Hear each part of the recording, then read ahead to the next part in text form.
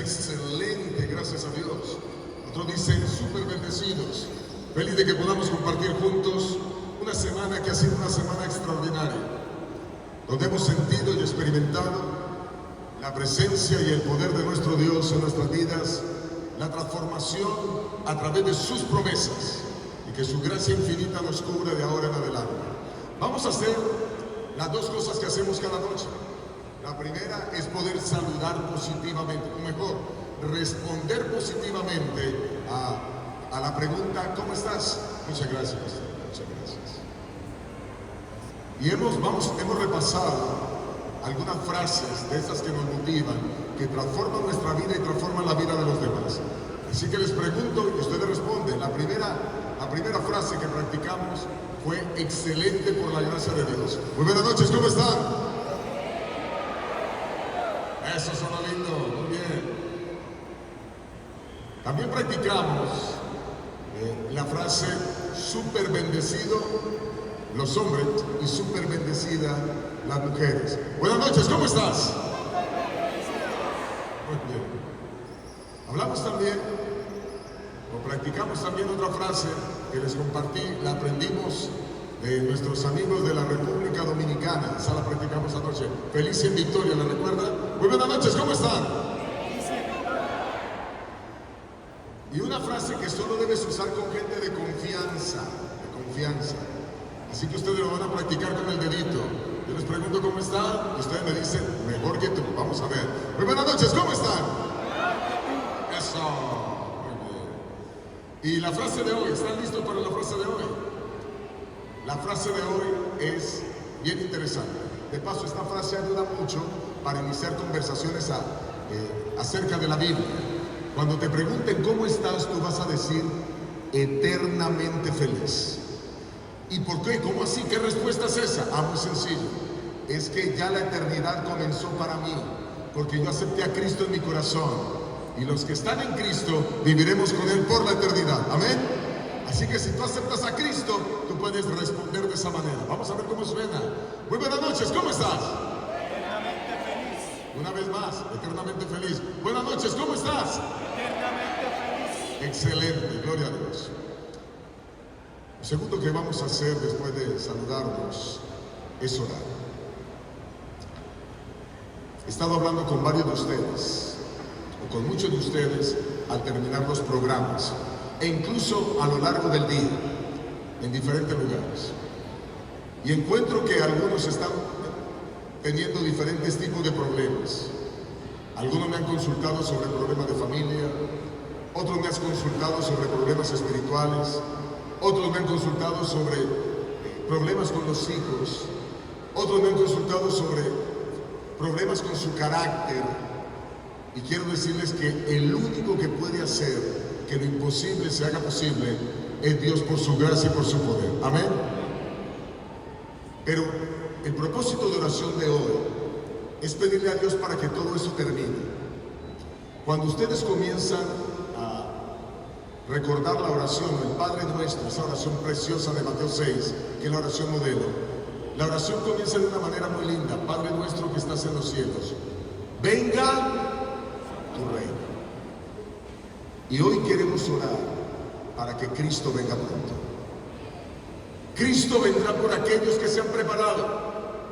Si tú aún no has tomado decisiones por Cristo, tienes que tomarlas pronto. Porque las señales de los tiempos y las profecías se están cumpliendo. Vamos a orar ahora para que Cristo venga pronto. ¿Cuántos quieren ir a vivir con Cristo por los siglos de la eternidad? ¿Cuántos quieren que venga pronto? Ojalá esta noche. Amén. Por eso debes tomar decisiones por Cristo ahora. Vamos a colocarnos en pie y vamos a pedir que el Señor, nuestro Señor Jesucristo, venga a su reino para que se acabe todos los problemas de hogar, todos los problemas espirituales, todos los problemas de salud, todos los problemas con los hijos, toda la depresión, la ansiedad de este mundo. Oremos. Querido Padre que estás en los cielos, Señor, te alabamos, te glorificamos, Padre. Tú eres lo más importante en nuestras vidas. Tú eres la razón de nuestra existencia, por ti vivimos. el regalo más grande que nos has dado en la vida. Gracias, Señor, por la vida. Pero, Señor, como consecuencia del pecado, por nuestra rebeldía, por el querer vivir de acuerdo a nuestra manera de actuar y no de acuerdo a tu palabra, enfrentamos problemas, dificultades. Y a veces enfrentamos problemas no porque nos los estemos buscando, sino porque simplemente entró la enfermedad, entró la muerte. Y como resultado han venido una cantidad de males al planeta Tierra. Entró el orgullo, entró el pecado. Y, Señor, el archienemigo tuyo y de las almas, Satanás, está haciendo todo para destruirnos. Pero te pedimos, Padre de amor, que tu Espíritu se manifieste con poder en nuestras vidas, podamos confiar en ti, y hoy te decimos, queremos que envíes pronto a tu Hijo Jesucristo y que venga tu reino. Queremos, Señor, que tanta maldad, tanto sufrimiento, tanta angustia, queremos que la pobreza, los problemas económicos, queremos, Señor, que la enfermedad desaparezca, que la muerte desaparezca. Queremos, oh Padre Santo, pedirte para que se acabe todo lo malo que hay en este mundo y podamos disfrutar de un reino contigo en felicidad por los siglos y los siglos de la eternidad. Envía a tu Hijo Jesucristo, Señor. Jesucristo ya fue anunciado que vendría. Hoy tocaremos un tema importante, hablaremos de la resurrección. La resurrección es el evento que asegura nuestra salvación. Ayúdanos a comprenderla, a vivirla, y a que si en algún momento la muerte nos sorprende, si en algún momento debemos ir al descanso, podamos estar seguros que seremos levantados de las tumbas para ser arrebatados a las nubes de los cielos cuando tu Hijo Jesucristo, nuestro Salvador, venga en gloria y podamos ir a vivir con Él por los siglos de la eternidad. Así que, Señor, que esto, lo que tenga que cumplirse, se cumpla pronto y que podamos ver a nuestro Salvador en gloria. Que tu bendición nos cubra en esta hora, que tu Espíritu se mueva en este lugar, que tus ángeles estén con nosotros, que nuestras mentes sean despiertas ahora para entender tu palabra, que nuestros oídos, ojos estén atentos para poder escuchar tu palabra, Señor, para poder mirar los textos bíblicos, leerlos. Háblanos para de esta manera, Señor, seguir en este camino de preparación al reino eterno. Que tu bendición nos cubra y, por favor, te reiteramos con amor, venga tu reino. En el nombre de Jesús te lo pedimos y imploramos, amén. Amén. Pueden tomar asiento.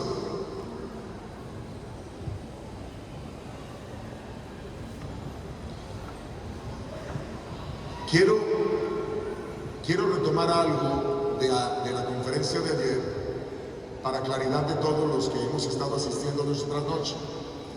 Si tú viniste por primera noche a este lugar, quiero que sepas que este es el 6º tema de una serie que se llama Gloriosas Promesas. Pero ayer hablamos de restauración y hablamos, esa fue la promesa número 5, y hablamos que la restauración es algo que Dios hace en nuestra vida, es volvernos al estado original, es volver la tierra a su estado original, es volver a los pecadores que somos nosotros a su estado original. Pero para ello es muy importante que para poder disfrutar de la restauración nosotros podamos obedecer a Dios. Y hablamos que por tradición hemos estado practicando, quizás muchos de ustedes, como yo lo hice durante muchos años, enseñanzas que no necesariamente vienen de la Biblia, sino son más tradicionales. Y algunas de ellas están ejemplificadas en los mandamientos como los aprendimos. Estos son los mandamientos tradicionales. Estos fueron los mandamientos que yo me aprendí para hacer mi primera comunión. Ustedes los conocen. Número 1, amar a Dios sobre todas las cosas. Número 2, no tomarás el nombre de Dios en vano. Número 3, santificar la fiesta. Número 4, honrarás a padre y madre. Número 5, no matarás. Número 6, no cometerás actos impuros. Número 7, no robarás. Número 8, no darás falso testimonio ni mentiras. Número 9, no consentirás pensamientos ni deseos impuros. Número 10, no codiciarás los bienes ajenos. Lo curioso es que así me los aprendí yo durante muchos años. Me hicieron el examen después de que me catequizaron para hacer luego mi primera comunión. Yo respondí, hice mi primera comunión cuando tenía 14 años y respondí según a lo que conocía. Pero cuando tenía 16 años, alguien vino a nuestra casa y comenzó a estudiar la Biblia con nosotros. Y ayer les comenté que en nuestra casa teníamos abierta esa Biblia gigante de lujo, la Sagrada Biblia, con la imagen de la Virgen de Guadalupe y de San Pablo y del Papa Juan Pablo II. Y entonces la persona que vino a darme los estudios bíblicos me dijo: qué linda Biblia tienen, ¿por qué no estudiamos de ahí? Y tomó la Biblia y comenzó a estudiar la Biblia con nosotros y nos mostró los mandamientos como Dios los escribió. Y me llevó a Éxodo 20. Y ayer estábamos hablando de dos mandamientos que no aparecen en estos 10 que nos enseñaron en el catecismo, pero que ahí están en la Biblia muy claros. El segundo mandamiento dice que no debemos adorar a ninguna imagen. Y ayer explicamos cómo la adoración a imágenes entró dentro del cristianismo. Ayer expliqué con detalle eso. Pero el cuarto mandamiento dice que se debe guardar el día sábado. Lo interesante es que el catecismo habla del sábado y el catecismo habla de que no se deben adorar imágenes. Pero también el catecismo habla que la santidad del sábado se trasladó al domingo por concilios de hombres que tomaron esas decisiones. Pero también el catecismo habla que, como ya lo miramos ayer, que se autorizó en el año 737 el poder comenzar a adorar imágenes, cosa que la Biblia prohíbe, Pero quiero compartir quizás un texto más acerca del sábado y voy a volver a leer el catecismo. Quiero que miren en pantalla, ustedes lo tienen aquí, yo lo tengo aquí, ustedes lo pueden comprar, les recomiendo que todos lean el catecismo para que puedan saber exactamente que aquí se muestra con claridad cómo hombres, concilios, han intentado cambiar la verdad de Dios. Pero la Biblia sigue siendo la misma y sigue diciendo la verdad. Voy a leer del párrafo 2168, el día sábado. Así titula aquí el catecismo. El tercer mandamiento del decálogo, o de los 10 mandamientos, proclama la santidad del sábado. El día séptimo será día de descanso completo consagrado al Señor. Quiero decirle de paso que ahora estamos ya en hora del sábado. Los días en la Biblia comienzan a las puestas del sol. Cuando el sol se pone, comienza un día desde la perspectiva bíblica. Ahora, de cuando el sol se puso, comenzó el sábado, las horas del sábado. En estos momentos estamos en sábado, bíblicamente hablando. Desde la perspectiva comercial o desde lo que conocemos, está la noche del viernes, pero realmente la noche del viernes fue anoche. Esta bíblicamente la noche del sábado. Ustedes van a encontrar en la creación que Dios crea todos los días de la semana y primero Dios crea la noche y el día. Dios es un Dios de orden. Una noche completa y un día completo equivalen a un periodo de 24 horas que es un día. Nosotros los hombres cambiamos las cosas y partimos medianoche para un día y medianoche para otro día. Pero Dios no hizo las cosas así. Así lo presenta el relato bíblico. Y lo interesante aquí es que sigue diciendo el catecismo que el día del Señor es el sábado. Y luego dice el párrafo 21. Sigue diciendo, el día séptimo será día de descanso completo consagrado al Señor, según Éxodo 31:15. Y dice el párrafo 21:69, la Escritura hace de este propósito memoria de la creación, pues en 6 días hizo el Señor el cielo, la tierra y el mar, y todo cuanto contiene, y el séptimo descansó. Por eso bendijo el Señor el día del sábado y lo hizo sagrado. Éxodo 20:11. Está citando lo que dice la Biblia. Ahora, ¿por qué comparto esto con ustedes? Para que ustedes puedan notar que si usted, como yo, durante mucho tiempo fuimos miembros de la Iglesia Católica, pues guardamos el domingo, pero guardamos el domingo no porque la Biblia lo enseña así, sino lo guardamos porque así lo hemos aprendido por tradición. Repito algo que dije anoche, para beneficio de los que llegan hoy. Está la versión Reina Valera de 1995, y aquí hay 268 textos que dicen que el sábado es el día del Señor. No hay ningún texto que diga que es el domingo. Así que usted, ¿a quién va a hacer caso? ¿A concilios o a la palabra de Dios? Ustedes van a encontrar que una vez confrontaron al apóstol Pedro, y el apóstol Pedro dice con absoluta claridad que es menester obedecer a Dios antes que a los hombres. Y eso está en Hechos 5:29. Pero ok, solo quería clarificar eso porque les quedé debiendo ese punto anoche. Vamos a entrar en materia en el tema de hoy. Estas son las promesas gloriosas. Lo primero que Dios promete para el ser humano, número uno, felicidad. Ese fue el primer tema. Dios quiere que todos los seres humanos sean felices en esta tierra y por la eternidad. Segunda promesa, salvación. Dios quiere salvar a todos los seres humanos. Pero como Dios nos creó con libre albedrío, Dios permite que cada uno decida. Cada uno acepta la salvación que Cristo ofrece o cada uno rechaza la salvación que Cristo ofrece. Pero el plan de la salvación fue para salvar a todos los seres humanos. No es cierto que todos somos hijos de Dios. En esta tierra hay hijos de Dios y hijos del diablo. Los hijos de Dios, los que aceptan su palabra. Los hijos del diablo, los que practican el pecado y viven en pecado. La tercera promesa es perdón. Dios nos invita a que nos perdonemos unos a otros. Y el perdón mejora nuestra salud mental. Cuando perdonamos a otros, eso ha demostrado la ciencia, lo que la Biblia ha dicho con tanta anticipación. Cuando nosotros perdonamos, nosotros tenemos mejor salud física. Cuando nosotros perdonamos, tenemos mejor salud espiritual. Y cuando nosotros perdonamos, hacemos la voluntad de Dios. Pero además de este perdón que debemos dar a otros, Dios nos perdona. Y el mismo Padre nuestro dice, perdona nuestras ofensas, como nosotros también, ¿qué? Perdonamos a los que nos ofenden. Perdonar a otros es requisito para que Dios nos perdone. Así que Él nos dice, perdona primero y aquí yo estoy para perdonarte. El perdón es un regalo precioso que Dios nos da. Y cuando tú quieres vivir con Dios y quieres ser salvo, pide perdón por tus pecados. Él te perdona, te limpia de toda maldad, porque eso es lo que Él quiere, darnos vida eterna. La cuarta promesa fue transformación. Y lo primero que hay que transformar es el carácter. Dios quiere que transformemos nuestro entendimiento, como dice Romanos en capítulo 12, el versículo 2. Y esta transformación es maravillosa.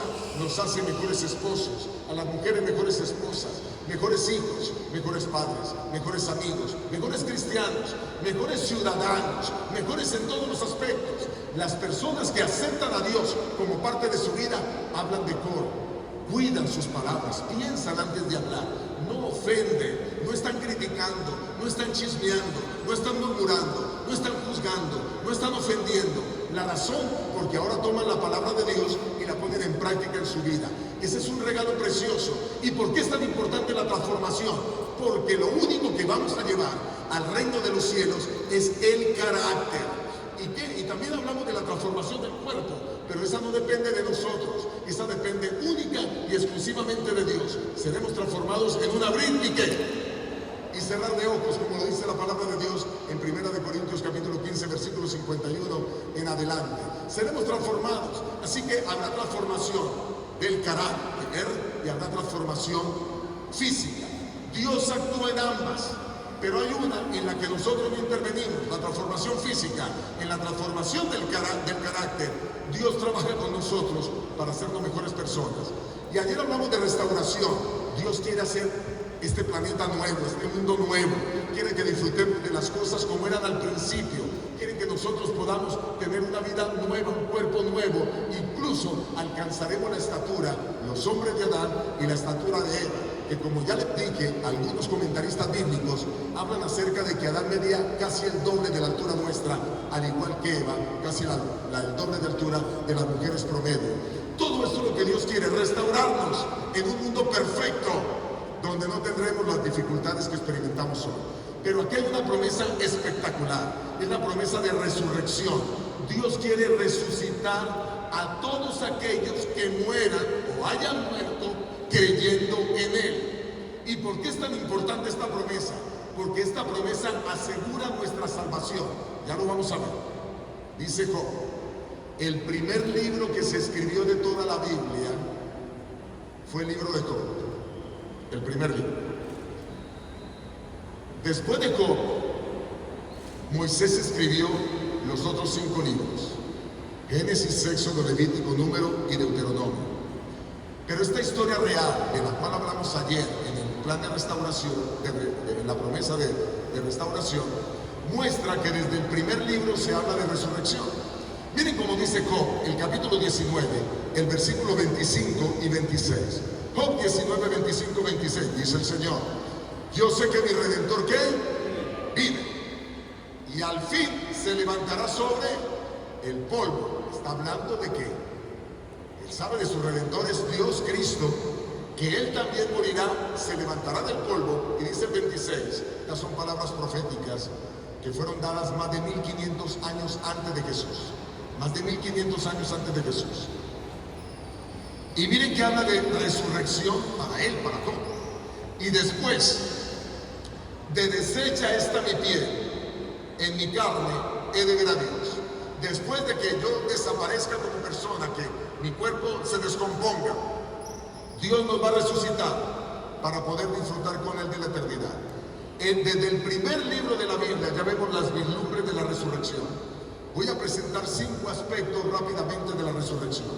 La resurrección como un milagro, la resurrección como un acto salvífico de salvación, la resurrección como primicia, y ya les voy a explicar qué significa eso, la resurrección como juicio y la resurrección como símbolo. Hablemos del primer aspecto, el milagro de la resurrección. La Biblia presenta la resurrección a lo largo de toda ella. En el Antiguo Testamento hay resurrecciones. Está el hijo de la viuda de Sarepta, la resucita, este chico lo resucita el profeta Elías. Los hombres pueden ser instrumento de Dios para resucitar a otros, hombres de Dios como Elías. Y recuerden que Elías fue arrebatado en un carro de fuego y Elías está en el cielo. ¿Se acuerdan cuando hablamos de la transfiguración en Mateo 17? Elías desde hace cerca de 2700 años vive allá, pero ha venido y ha bajado y bajó en tiempos de Cristo para animarlo antes de su muerte en la cruz. El hijo de la tsunamita, murió un niño, Eliseo, quien fue discípulo de Elías, quien fue el aprendiz de Elías, ahora era profeta también, resucita al hijo de una mujer, el único hijo que ella tenía, y allí está el milagro. Hay algo interesante, y es que la tumba de Eliseo, porque Eliseo muere, es sepultado, y la tumba de Eliseo yacía en el lugar indeterminado, y de pronto hay una persona que muere y lo arrojan sobre la tumba de Eliseo, y esa persona resucita. Un milagro increíble de resurrección. Hay resurrecciones en el ministerio de Jesús. Se habla de 3 resurrecciones que hizo Jesús. La hija de Jairo, resucitada por Jesucristo, una niña de 12 años. El hijo de la viuda de Naín, una mujer que tenía un solo y único hijo, y Jesús lo resucita. Lázaro, la resurrección quizás más conocida, Jesús lo resucita. Y en todas estas, tanto en el Antiguo como en el Nuevo Testamento, la resurrección es un milagro poderoso. Gente que ha muerto y Dios los vuelve a la vida. Pero quiero decirles que la resurrección más importante de toda la Biblia y de toda la historia de la humanidad es la resurrección de Jesucristo. Pero cuando Jesucristo muere, sucede algo que vamos a explicar a continuación, y es que las tumbas se abrieron. Y cuando Jesucristo resucitó, hubo un grupo que resucitó con Él. Jesucristo no fue el único que resucitó. Y esos que resucitaron con Él son las primicias, los primeros frutos de este planeta. Pero la resurrección final se encuentra en el futuro. Bueno, también hay resurrecciones en el libro de Hechos. Pedro resucita a Dorcas, a Tabita. Eutico es resucitado por el apóstol Pablo. Y allí tenemos 2 resurrecciones en el futuro. La resurrección de los justos. Yo espero que todos ustedes puedan seguir a Cristo para poder ser resucitados cuando Cristo venga en gloria. Pero hay una resurrección final de los impíos. Y esos impíos serán resucitados para ver a Cristo viniendo en gloria y experimentarán la segunda muerte. Ya esta semana hablé de la segunda muerte. Dios quiere que nosotros estemos en la resurrección de los justos. Así que presento todos estos casos para que ustedes vean que a lo largo de toda la Biblia se habla de resurrección. Atención a esto. Los cristianos serios en el estudio de la Biblia no hacen doctrina con un versículo bíblico. No usamos solo un versículo para decir que eso es una doctrina, una enseñanza, sino queremos que la misma enseñanza esté a lo largo de la Biblia. Cuando usted mira la resurrección, la encuentra a lo largo de la Biblia. Cuando usted mira al Espíritu Santo, lo encuentra a lo largo de la Biblia. Cuando usted mira al Padre, encuentra la enseñanza del Padre a lo largo de la Biblia. Jesucristo, todo el Antiguo Testamento prefiguraba a Jesús que vendría a morir en la cruz del Calvario, y todo el Nuevo Testamento habla de Jesús y habla que vendrá por segunda vez. Pero cada doctrina de la Biblia es así. El sábado, mandamientos. Toda la Biblia habla de los mandamientos, desde Génesis hasta Apocalipsis. El sábado, la observancia del sábado, desde Génesis hasta Apocalipsis. ¿Qué es lo que queremos decir con esto? Que hay que ser cuidadosos cuando estudiamos la Biblia. Todos ustedes pueden descubrir verdades si se sientan a estudiarla. Los adventistas del séptimo día nos sentamos a estudiarla. Nuestros pastores tienen que ir a estudiar teología, o los jóvenes de nuestra iglesia, y también algunos adultos van a estudiar teología, se preparan en conocimiento para poder ejercer el pastorado, porque queremos hombres y mujeres preparados. Eso no quiere decir que un hermano que no estudie teología no pueda enseñar la Biblia. Claro que la puede enseñar. De paso, hay algunos miembros de iglesia que hasta pueden saber mucho más que un pastor, porque se dedicaron a estudiar la Biblia. Así que eso también se puede hacer. Pero lo que quiero decir es la importancia del estudio de la Biblia. No creas en opiniones personales. Siéntate y estudia la Biblia por ti mismo. Déjate guiar por personas que saben. Pero créele a la Biblia, a la palabra de Dios, no a las tradiciones, no a concilios de hombres. Ahora, ya que vimos que la resurrección es un milagro, miremos el segundo aspecto. Y es que la resurrección es un acto salvífico. La resurrección es fundamental para nuestra salvación. ¿Y por qué? Bueno, Primera de Corintios 15:14, miren lo que dice el apóstol Pablo. Si Cristo no resucitó, vana entonces nuestra predicación, vana es también vuestra fe. En otras palabras, si Cristo no resucitó, no existirá el cristianismo. Si tú le saques al cristianismo la resurrección de Cristo, el cristianismo se cae. Porque sobre lo que se fundamenta el cristianismo es que Jesús murió por nuestros pecados, pero Jesús resucitó y está sentado a la diestra de Dios Padre. Y Jesucristo hoy es el sumo sacerdote del santuario celestial. Hoy Jesucristo intercede por ti y por mí ante el Padre celestial. Cuando tú doblas rodillas y pides perdón por tus pecados, Jesucristo es el que se presenta delante del Padre para que tú y yo recibamos perdón. Solo hay un mediador entre Dios y los hombres, dice 1 Timoteo 2:5. El único mediador entre Dios y los hombres es Jesucristo. ¿Qué? Jesucristo hombre. No hay otros mediadores. Y voy a decir esto con mucho respeto, pero con claridad. Muchas personas creen en otros mediadores. Por ejemplo, muchas personas creen que le podemos orar a San Juan. Porque San Juan, la gente cree que San Juan murió, y después de que murió, su alma se fue al cielo, y que él allá tiene comunión con el Padre, y entonces él puede hablar con el Padre y decir: mira, yo tengo un amigo, un conocido, o alguien que me está orando para que podamos perdonarle sus pecados. Eso cree mucha gente, y le oran a San Juan, a San Judas, le oran a la Virgen del Carmen, le oran. Quiero decirles que todas esas personas son muy importantes. Para nosotros San Juan es súper importante. Para nosotros San Mateo, San Lucas, San Marcos, Pedro. Y cuando decimos san es porque nos referimos a ellos como santos. La Biblia los cataloga a ellos como santos. Pero todos ellos murieron, fueron sepultados. no se fueron al cielo, pero existe la creencia popular que cuando alguien muere, se va al cielo. Pero eso no enseña la Biblia. La Biblia enseña que cuando alguien muere, está en la tierra hasta cuando Cristo venga. Escuchen esto. Si fuera cierto que todas las personas que mueren, las buenas personas que mueren, después de que mueren, su alma se va al cielo y están en el cielo y pueden hablar con el Padre, entonces ¿para qué viene Cristo a resucitar a los muertos si todos están allá? No tiene sentido que Cristo venga por segunda vez si todos están allá. Ahora mira esto. Una de las resurrecciones milagrosas que practicó Jesús fue la resurrección de Lázaro.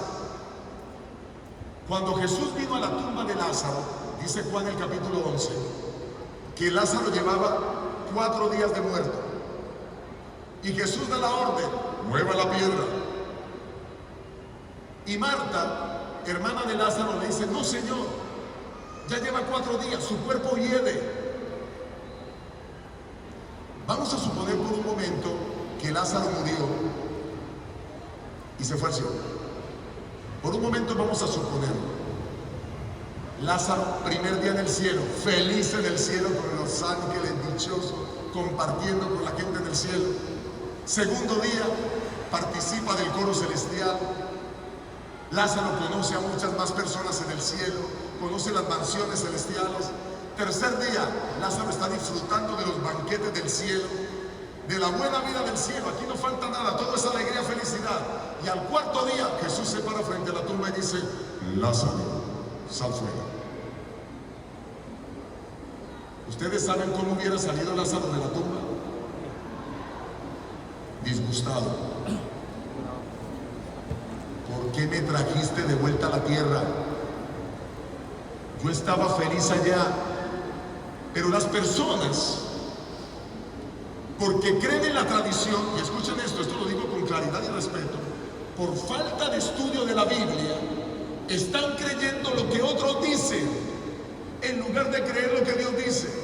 Y la palabra de Dios dice con absoluta claridad, en muchos apartes, solo voy a leer uno, y este texto no lo puse en pantalla. La Biblia dice que los muertos nada saben, que los muertos están en la tumba. Y la palabra del Señor lo presenta de esta manera. Y quiero leerlo con ustedes. Quiero que vayan conmigo, por favor, al libro de Eclesiastés. El libro de Eclesiastés. Y vamos a mirar allí el capítulo 9, el versículo 5. No está en pantalla, anótalo. Porque los vivos saben que han de morir, pero los muertos nada saben, ni tienen más recompensa. Su memoria cae en el olvido. Versículo 6. También perecen su amor, su odio y su envidia, y ya nunca más tendrán parte en todo lo que se hace debajo del sol. Versículo 10. Todo lo que te venga a mano para hacer, hazlo según tus fuerzas, porque en el Seol o la tumba, ¿a dónde vas? No hay obra, ni trabajo, ni ciencia, ni sabiduría. Cuando una persona muere, va a la tumba. Por eso es que Cristo viene a resucitar a los muertos.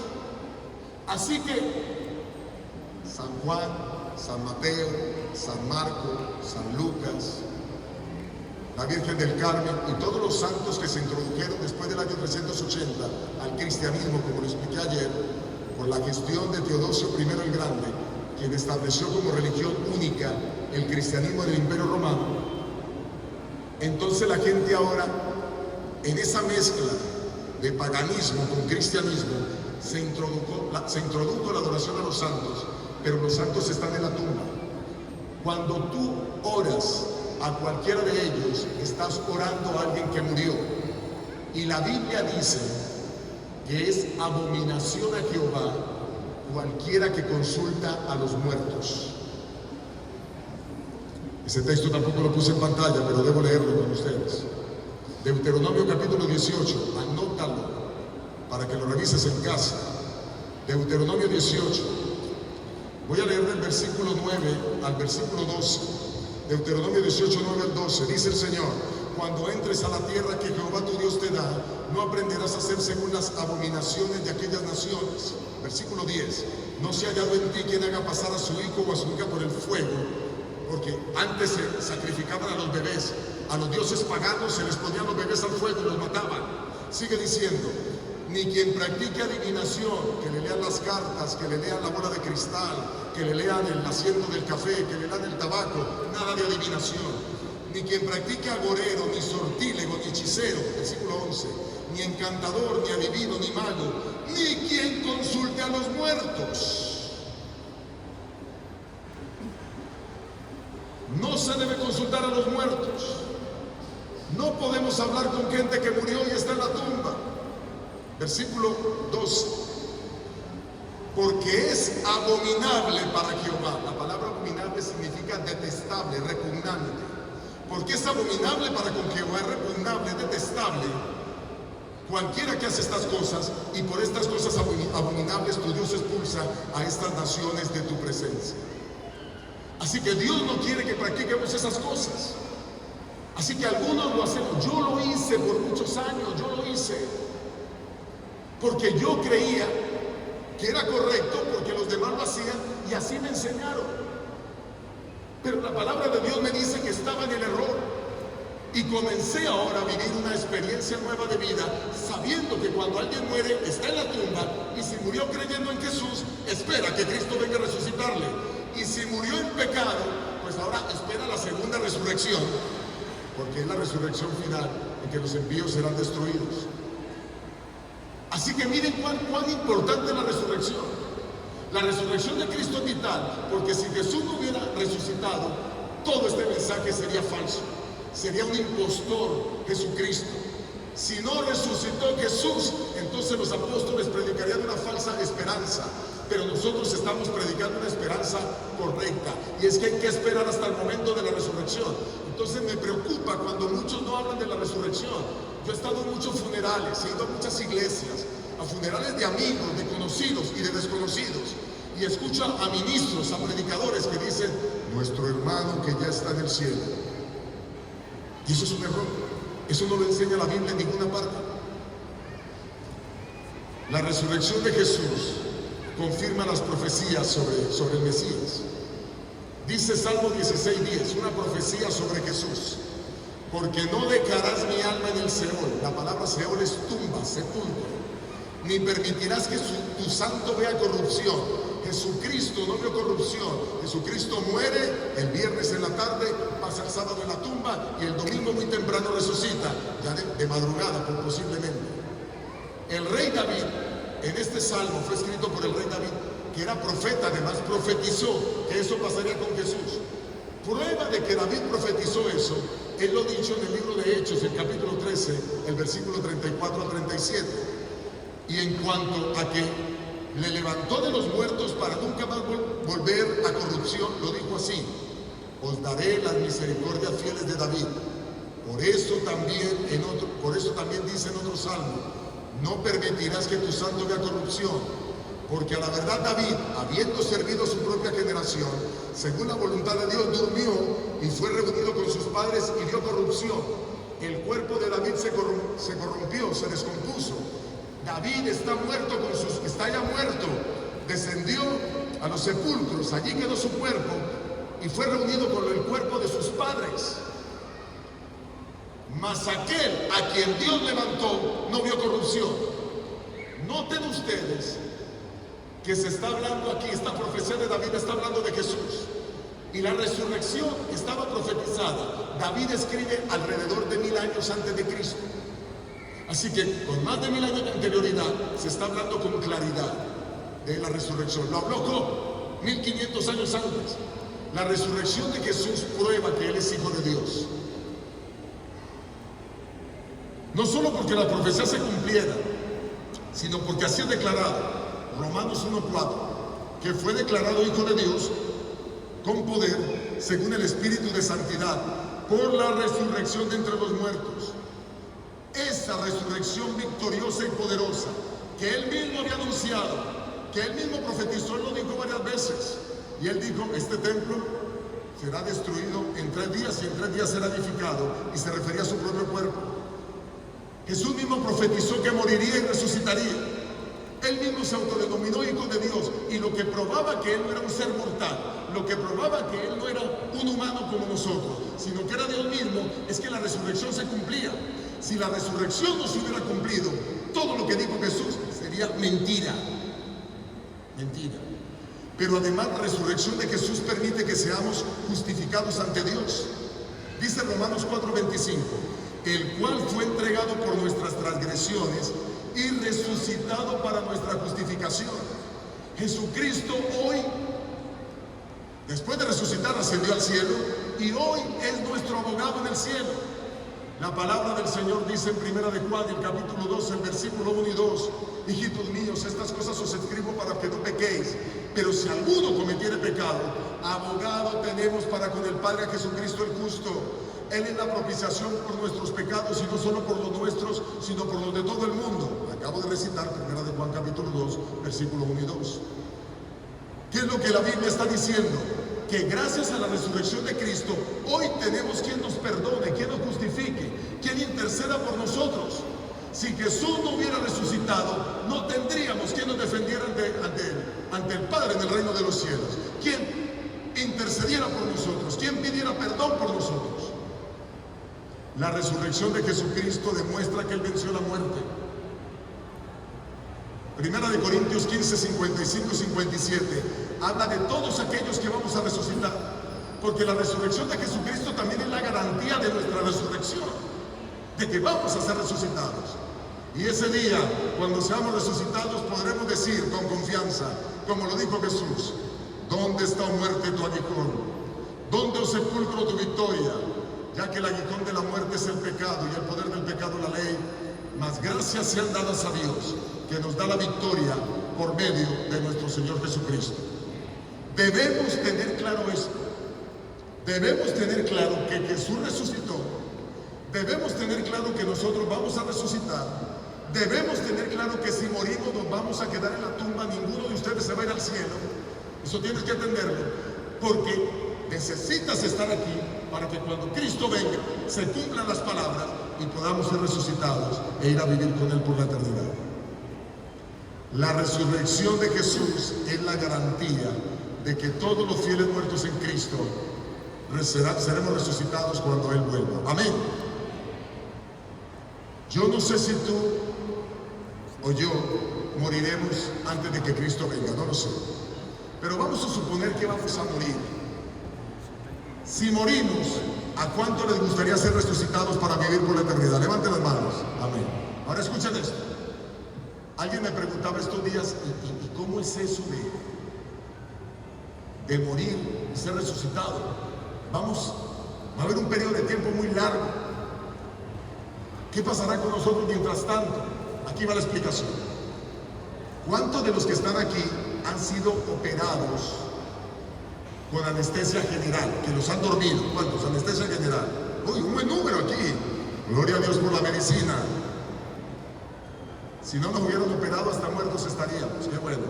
Pero miren, la muerte es como la anestesia general. El anestesiólogo se para al lado suyo y el anestesiólogo dice: ok, ya le puse la anestesia, cuente hasta 10.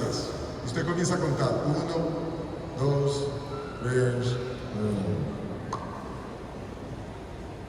Y al momentito, al instante, usted ya se despierta. Y quizás está el médico diciéndole: mire, le acabamos de operar, su intervención duró 4 horas, o 7 horas, o 8 horas. Y usted no tuvo noción de tiempo. No hubo noción de tiempo desde que usted y quedó dormido hasta que ahora se despertó. La muerte es algo igual. Cuando vamos a morir, o cuando morimos, dormimos. No hay noción de tiempo desde ese momento. Lo próximo que vamos a ver es a Cristo viniendo en gloria. Por eso el apóstol Pablo dice en Filipenses 1:21: para mí el vivir es Cristo y el morir es ¿qué? Ganancia. El apóstol Pablo dice: si yo muero, qué bendición, porque si muero, lo próximo que veré es a Cristo viniendo en gloria. El cristiano fiel, el cristiano de fe, no le tiene miedo a la muerte. El cristiano que estudia la Biblia no le tiene miedo a la muerte. Es más, el cristiano que cree en Dios sabe que si la muerte llega, eso es una bendición. Porque lo que verá en la próxima fracción de segundo, ¿qué será? A Cristo viniendo en gloria en las nubes de los cielos, para ir a vivir con Él por la eternidad. Y nos levantaremos con cuerpos perfectos. ¿No les gusta esa idea? Esa es la resurrección. Ese es el regalo de Dios. Dice Isaías 26, 19. 1730 años antes de Cristo. Perdón. 730 años antes de Cristo. 2730 años desde ahora. O quizás un poco más.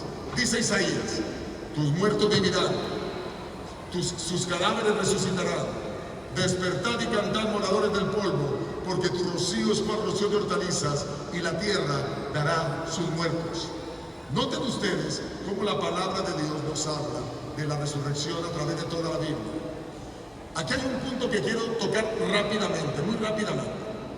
La resurrección de Jesús y de los santos como primicias. ¿Saben ustedes que hubo un grupo que resucitó con Jesús? La Biblia lo muestra. Primero habla de que Jesús, la Biblia, de que Jesús era una primicia. Primera de Corintios 15, 20. Mas ahora, Cristo resucitado de los muertos. Primicias de los que durmieron es hecho. Jesús es una de las primicias. De los frutos que se presentan ante el cielo. Los primeros salvos resucitados. Pero ahora miren lo que pasa. Mateo 27, 51, 53 muestra que otros resucitaron con Jesús. Y he aquí, el velo del templo, cuando Jesús muere en la cruz, se rasgó en dos de arriba abajo. Ya no se necesitaban sacerdotes.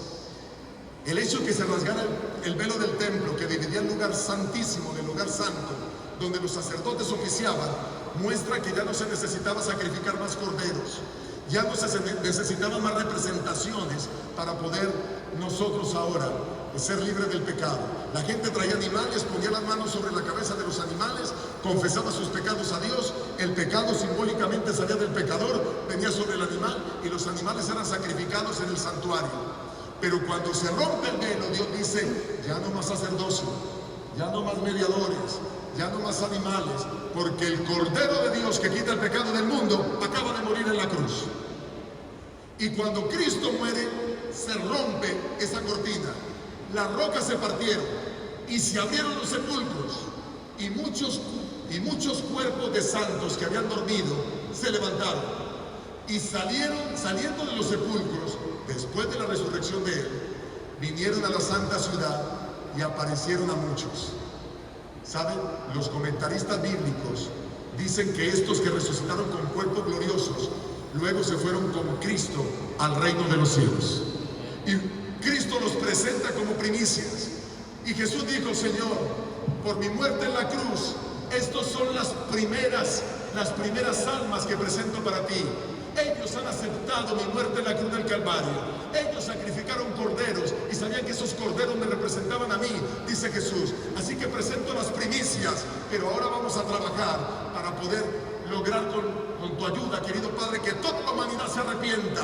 Y desde ese entonces Jesús está trabajando, las almas se están convirtiendo, se están abriendo más iglesias, se está predicando el mundo. Ahora se usa la televisión, Zoom TV Latino, que está transmitiendo toda esta semana a todo el mundo hispano. Es que está Con Media Colombia, que está transmitiendo a todo el mundo también a través de las redes. Y aquí están ustedes, la razón por la que se hacen esas actividades en estos lugares, la razón por la que se tienen estas predicaciones en Barranca Bermeja, es porque Cristo está actuando, moviendo a las personas, moviendo a sus hijos para que más conozcan, y entre más conozcan, preparar la gran cosecha.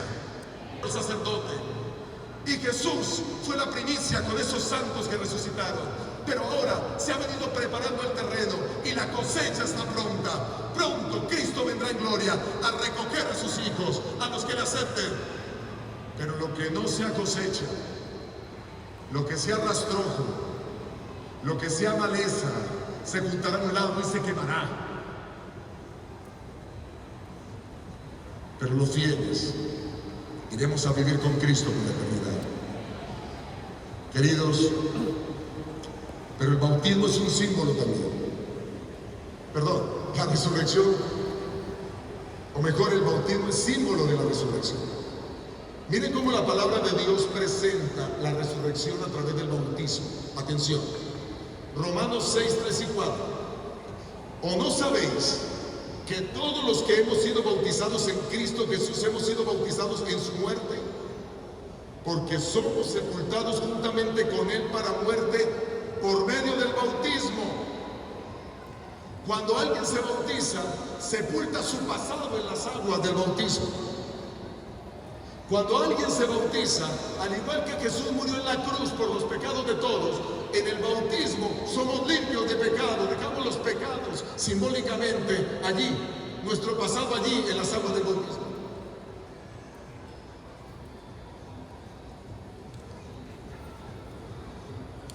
Voy a pedirles un momento para que puedan ver en la pantalla, porque se ha desconectado, ok, la presentación. Y entonces, ahora,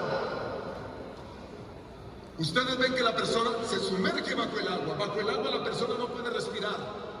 El no poder respirar bajo el agua significa la muerte al pecado, la muerte a esa vida antigua, la muerte a los errores. Pero dice el texto, porque somos sepultados juntamente con Él para muerte por el bautismo, a fin de que como Cristo resucitó de los muertos por la gloria del Padre, así también nosotros andemos en vida que nueva. Bajo el agua no respira, representa la muerte. Cuando sale del agua el candidato respira y representa la vida nueva en Cristo Jesús. Se sumerge bajo el agua, representa la muerte de Cristo. Muerte al pasado, muerte al pecado. Cuando sale del agua, representa la resurrección en Cristo Jesús. ¿Cuántos dicen amén por eso? Por eso es tan importante la resurrección. Y por eso Dios quiere que experimentemos la resurrección desde ahora, a través del bautismo. Porque el bautismo es el cambio de vida. Cuando resucitemos, vamos a ser glorificados para vivir con Cristo por la eternidad. Cuerpos nuevos. Cuando somos bautizados, somos revestidos de Dios aquí en la tierra. Nuestra vida cambia y el Espíritu Santo viene para ayudarnos a vencer en medio de las dificultades que podemos experimentar en la vida. La vida va a ser diferente, va a ser mejor. ¿Saben? Hay inquietudes sobre el bautismo que algunos me han hecho y quiero responderlas hoy, en esta parte final. Mira, yo fui bautizado cuando era bebé. Yo no necesito volverme a bautizar. Quiero decirte que sí. Yo fui bautizado cuando tenía 3 meses, yo no sabía, me mostraron las fotos, mis papá y mi mamá, que de paso ellos están viendo esta transmisión. Y luego yo supe que había sido bautizado porque me mostraron las fotos, pero el bautismo de bebés no cumple las condiciones bíblicas. La Biblia dice en Marcos 16, 16, que el que creyere y fuere bautizado será ¿qué? Salvo. Un bebé no puede creer. Si yo tengo un bebé aquí, le pregunto al bebé, bebé, ¿tú crees que Cristo es tu Salvador? ¿El bebé me puede responder? Bebé, ¿tú crees que habrá una resurrección y que iremos a vivir con Cristo para por la eternidad? ¿El bebé cree? No, la Biblia dice que hay que creer para ser bautizados. Un bebé, el bautismo de bebés no es el bautismo bíblico. Es un bautismo que se hace por tradición desde el año 1311, que fue aprobado por el Concilio de Ravenna. Y toda esa información está en el Catecismo. Otra pregunta, ¿eso qué quiere decir? Que tú tienes que volverte a bautizar. Tienes que recibir el bautismo bíblico, porque el bautismo que te dieron no es el bautismo bíblico, no es el bautismo que Dios dice. Otros me preguntan, ¿y a partir de qué edad puedo bautizarme? Mira, la Biblia nos deja ver que hay una edad para poderse bautizar. Es a partir del momento en que tú puedes tomar decisiones por sí solo. La psicología hoy dice que una persona a partir de los 7 u 8 años ya puede tomar decisiones. Antes de los 7 u 8 años, él hace lo que le dicen sus padres. Se deja guiar por sus padres, pero no tiene el poder de tomar decisiones. Les voy a demostrar eso bíblicamente. Hay 2 chicos en la Biblia que llegan a ser reyes. El primero de ellos se llama Joás. Joás fue rey a los 7 años. Esto está en 2 de Reyes 11:21 y en 2 de Crónicas 24:1. A los 7 años lo nombraron rey. ¿Saben por qué Joás pudo ser rey a los 7 años? porque solo a los 7 años ya podía tomar decisiones, antes no. Pero hay un segundo niño que llega a ser rey. Ese segundo niño se llama Josías. Josías, eso está en Segunda de Reyes 22:1 y está en Segunda de Crónicas 34:1. Josías tenía 8 años cuando llegó a ser rey. Y Josías su tío lo tuvo escondido. Y había una reina mala gobernando. Y solamente cuando cumplió los 8 años lo puso en el trono. Y la reina mala fue sacada de allí porque ya tenía uso de razón. Ya tenía uso de razón. Así que los 7 u 8 años era la edad mínima para que alguien pueda ser bautizado. Y allí para allá, toda la edad. La tercera pregunta que me han hecho, mira, o inquietud, yo no me siento preparado. Quiero decirte que los que han venido esta semana a escuchar estos temas están mucho más preparados que los hombres que se bautizaron en la Biblia y que las mujeres que se bautizaron en la Biblia. Pedro predica un sermón en Hechos 2. Y después de predicar en el versículo 37 de Hechos 2, la gente dice, varones, ¿qué hacemos? Y Pedro dice en el verso 38, arrepentidos y bautícese cada uno de vosotros en el nombre de Jesucristo para perdón de vuestros pecados y recibiréis el don del Espíritu Santo. Y dice el versículo 41 de Hechos 2 que 3.000 personas se bautizaron en ese instante. Voy a poner otros ejemplos. Hay un hombre en la cárcel.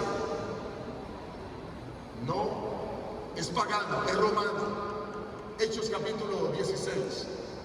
Y de pronto a medianoche hay un terremoto. Se abren las puertas de la cárcel. El hombre va a mirar y ve las puertas abiertas. Cree que los presos habían escapado. Y para un soldado romano dejar escapar un preso tenía que pagar toda su vida. Así que el soldado creyó que se habían ido los presos, toma la espada, se va a suicidar. Y le dice Pablo, no te hagas daño, aquí estamos todos, no hemos huido. Y él se sorprendió que no hubieran oído. ¿Qué tipo de gente es esta? Y se acerca a ellos y le dice, ¿qué tengo que hacer para ser salvo? La historia dice que antes del amanecer se bautizó el carcelero de Filipos con toda su familia. Solo recibió un estudio bíblico y se bautizó. Los 3.000 de Hechos no recibieron un solo sermón y se bautizaron. Tú estás más preparado que muchos de ellos para bautizarte. Así que si tú dices no me siento preparado, no. El bautismo es el inicio de la vida cristiana. El bautismo es la matrícula a la vida cristiana. Tú simplemente ingresa a la vida cristiana y vas a aprender. Tengo miedo a fallarle a Dios, no tengas miedo, porque el Espíritu Santo está contigo. Y si tienes miedo, no te preocupes, eso es bueno.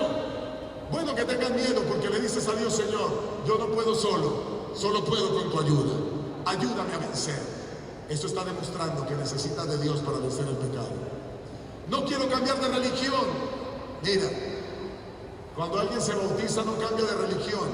Las 5 religiones más importantes en la tierra son los hinduistas, están por allá en la India, en el Tíbet. Algunos de ellos. Son 1.700 millones, unos 1.100 millones de personas. Ellos adoran ídolos. Esa es la religión hinduista. Los musulmanes creen en el mismo Dios que nosotros, pero no creen que Jesús es el Salvador. No creen que Jesús está en el cielo. Creen en Mahoma, el profeta, y el libro sagrado para ellos es el Corán. Los judíos creen en el Antiguo Testamento como nosotros. El Antiguo Testamento para ellos es la Tanakh, es la Biblia judía. Ellos creen en Dios como nosotros, pero no que Cristo es el Salvador. Tenemos ahora los cristianos. Somos más de 2.400 millones en el mundo. Y dentro de los cristianos hay católicos, pentecostales, cuadrangulares, testigos de Jehová. Dentro de los cristianos están adventistas, bautistas, carismáticos, wesleyanos, luteranos. Todos los que creen en Cristo y todos los que tienen una Biblia. Esos son los cristianos. Cuando tú aceptas bautizarte en otra denominación, no cambia de religión, sigues siendo cristiano, sigues creyendo en el mismo Dios, sigues creyendo en Jesucristo, sigues estudiando la misma Biblia. Cambiar de religión y si te haces budista, cambiar de religión y si te haces judío, cambiar de religión y si te haces musulmán, cambiar de religión y si te haces hinduista, eso es cambiar de religión. Pero aquí no cambia de religión, aquí solamente te haces miembro de un pueblo que guarda los mandamientos y tiene la fe de Jesús. Ya fui bautizado en otra iglesia, hay personas aquí que me han preguntado eso esta semana. Yo me bauticé en otra iglesia, ¿qué puedo hacer? Hechos, el capítulo 19, muestra un grupo de personas que ya los había bautizado Juan el Bautista. Y ellos ahora, el apóstol Pablo les pregunta, ¿ustedes recibieron el Espíritu Santo cuando creyeron? Ni siquiera hemos oído si existía Espíritu Santo, les faltaba conocimiento. Y Pablo dice, mira, deben bautizarse otra vez. Y vuelven y se bautizan por segunda vez, pero ahora con el conocimiento. Así que si tú vienes de otra congregación cristiana y fuiste bautizado y quieres volver a recibir el segundo bautismo, puedes hacerlo. Hoy hay un lindo grupo de personas que toman la decisión de ser bautizado. Hay un grupo maravilloso que hoy entrega su vida al Señor. Y aquí están los pastores listos para bautizarles. Quiero decirles que durante el día 5 personas ya fueron bautizadas en otro lugar durante el día. Aquí tenemos al pastor Sergio Hernández. Pastor Sergio, levanta la mano. El pastor Darío González, el pastor Wilson Riascos, pastor Felipe Barragán, pastor Sergio Hernández bautiza a Carmen Maza Quintero, pastor Darío González bautiza a Christopher Jaimes, el pastor Wilson Riascos bautiza a Marisa Monterrosa, el pastor Felipe Barragán bautiza a José Almeida Terán y a Johan Terán. En esta hora, los pastores, de acuerdo al deseo del corazón de ustedes, que es seguir a Cristo, que es prepararse para la eternidad, cada uno de los pastores como ministros del Evangelio, de acuerdo al mandato bíblico, les bautiza en el nombre del Padre, en el nombre de nuestro Señor Jesucristo el Hijo y en el nombre del Espíritu Santo para el perdón de sus pecados y para que comiencen la vida eterna a partir de ahora. Amén. Dios les bendiga.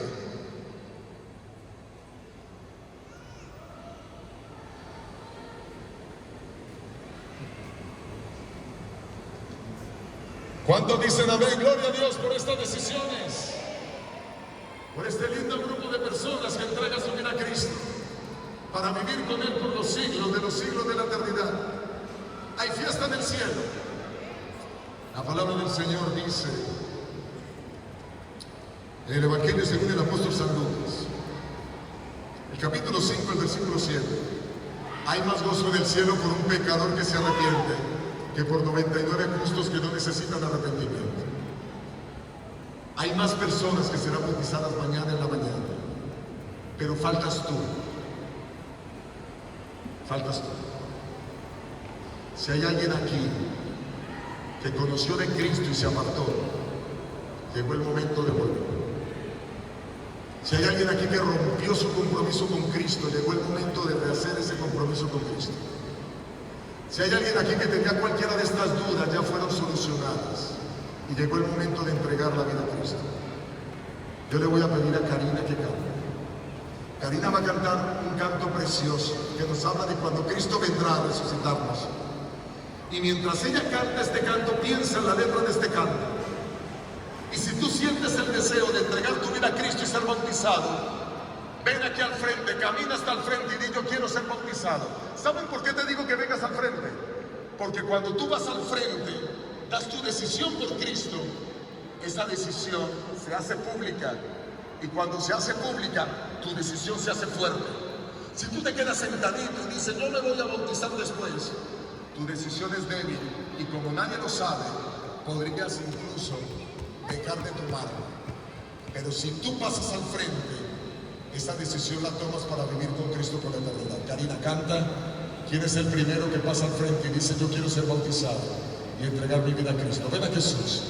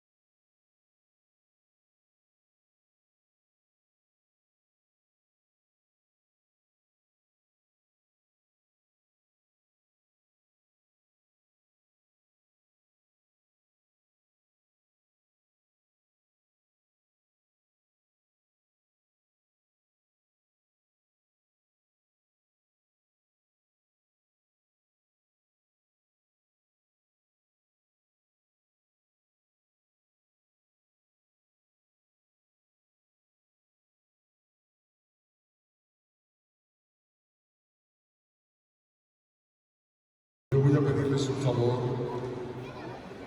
a todos los que sienten temores y no lo están haciendo.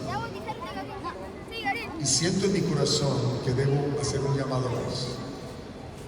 Pero quiero agradecer a todas las personas que nos siguen alrededor del mundo, a través de la señal de Zoom TV Latino y a través de la señal de Colmedia Colombia.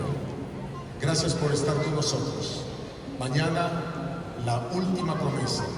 El tema de mañana será, o el programa será de 10:30 de la mañana a 12 del día, aquí, en este mismo lugar, y ese es el horario de Colombia, 10:30 a 12 del día. Gracias por acompañarnos. Dios les bendiga.